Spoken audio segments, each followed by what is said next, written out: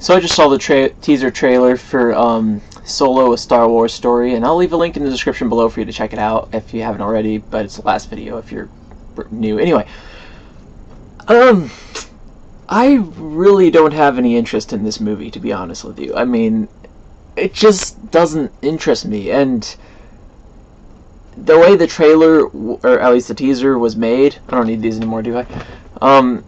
It doesn't feel like Star Wars. It feels more like something like Fast and Furious, or some thriller action movie, which I guess is probably for the better, since we just got done with a Star Wars movie and we don't need something again that feels like Star Wars, if that makes any sense. But at the same time, we just got done with another Star Wars movie. Do we really need another one? Like, barely a few months later. I mean, holy crap. Getting fatigued here, you guys. It's like the Marvel Cinematic Universe all over again, where they just pump them out so much. That being said, though, there are a few intriguing parts about the teaser. And you'll notice by my reaction, I'm like, whoa, cool. Because if I just criticize it in the video right there, there's no chance of them using it. But at the same time, I was kind of like, whoa, cool, because of certain things. Like, for example, these new TIE fighters we get to see around, okay, a new TIE fighter, around the 108 mark, I believe. It's like, it looks like the TIE fighter, whatever it's called, the TIE fighter, regular one, and the TIE bomber had a baby or something. And they're, and there's a Star Destroyer in the background. They're going through this big tunnel. I don't know what that is. But that's interesting. The way he just bats at the fighter and blows it up, that's pretty cool. He himself doesn't look like Han Solo to me. But then again, you have to factor that this is years ago. But how long ago? Like, what year are we talking about exactly? Is this like, what, 15 BBY or something like that? Because he has to change. They have to change what he looks like that or something, and they gotta keep continuity because, you know, canon. And but one thing I did find interesting is this gang or whatever at the 51 mark. It looks, I don't know, they remind me of General Grievous, like what he was before he became a cyborg, at least from the posters and stuff. This guy with like this tribal headgear or whatever, I was like, is that Grievous, or is that his people or something? I don't know. And another thing, it's interesting to see what the Millennium Falcon looked like before the original trilogy. Like, we see it looks brand new and stuff. Man, the casual fans who don't know what the heck's going on, they might be confused if they don't know that this is just an anthology film. They're like, okay, what keeps happening here? We keep going back to movies about this.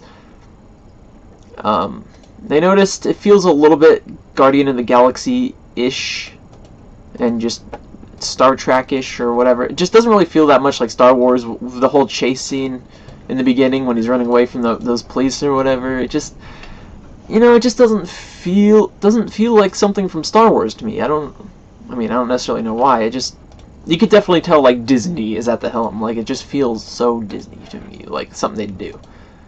I don't know if that makes any sense to you guys, but whatever. If it doesn't, don't worry about it. It's fine. But yeah, that the biker guy though, is that for a brief second we see it 0:15 mark, I want to say 0:16 mark, when he falls off the bike. He looks like a shore trooper or something. I don't know. Maybe just a regular stormtrooper, all shiny. I wonder how this fits into overall canon, because, correct me if I'm wrong, I'm not sure if it was confirmed or not, but we briefly see the Millennium Falcon in Revenge of the Sith, when it's right after they crash the Separatist capital ship, or whatever. Obi-Wan's like, another happy landing, and then it cuts to when they're going to land at the Senate building or whatever.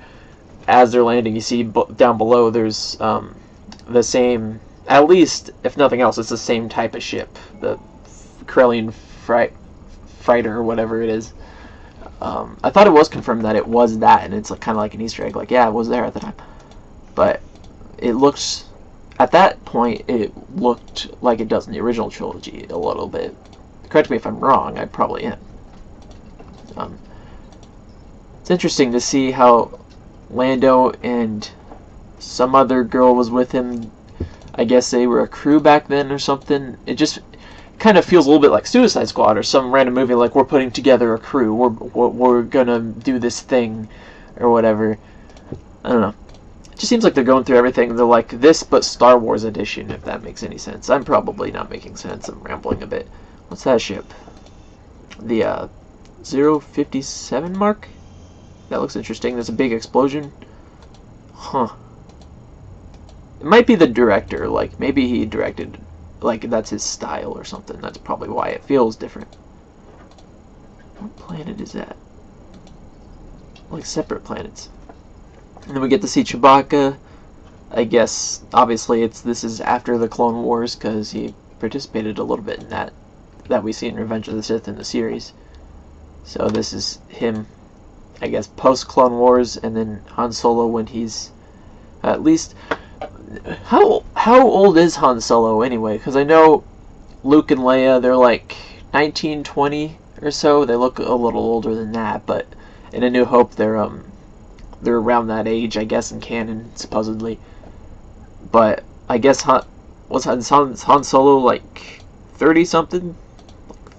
38 or something, I want to say. I'm probably wrong on that again. But, trying to pinpoint where this takes place exactly. If this is, obviously it's when the Empire is already at the point where they've done away with the Clone Wars ships. You know, they have the Imperial Star Destroyers and TIE Fighters and stuff at this point already, so it's gotta be at least maybe a decade after the Clone Wars ended. Maybe. I don't know. Maybe during the time the Rebels TV series is or something. I have no idea. Huh. Weird. Are we ever gonna get a spin-off where it's not the First Order Empire in control? Because, I mean, honestly, First Order seems like the Empire at this point. So it's just all Empire, just all these Star Destroyers and TIE Fighters and just people who are in control. It's all, let's rebel against them. It's just movie after movie. And, you know, the TV series and all the books and comics. It's like, I'm getting a little sick of this kind of Galactic Civil War-ish stuff, you know? Am I the only one? Okay, maybe. Interesting. I'm probably not going to see it, to be honest with you, but I don't know. I mean, maybe years down the road I might have it on DVD or something, just to be a completionist, have it part of the canon collection or something. I don't know, but I mean, as of right now, though, I don't really care to see it in theaters. I didn't see Rogue One in theater. I just don't really care about the spin-offs. I mean, mainly because I don't really care to see Star Wars like every year. I want to keep it as rare as possible, so I just see the episodes for now. But you know, later, after the saga is complete again, I guess, then that's when I guess I'll be ready for it, like a couple years after Episode 9 or something. I don't know. Anyway, what do you guys think about this trailer? Let me know in the comments below. If you haven't already seen it yet, which is a shocker that you would see this video beforehand, especially since I'm hardly that known at all. Not known, I mean. So, yeah, what are you doing, first of all? But second of all, just its link is in the description below for if you need it there for some reason. I don't know, I like putting the link there just to have it there. Whatever. Doesn't matter. May the Force be with you. That's blasphemy. I know.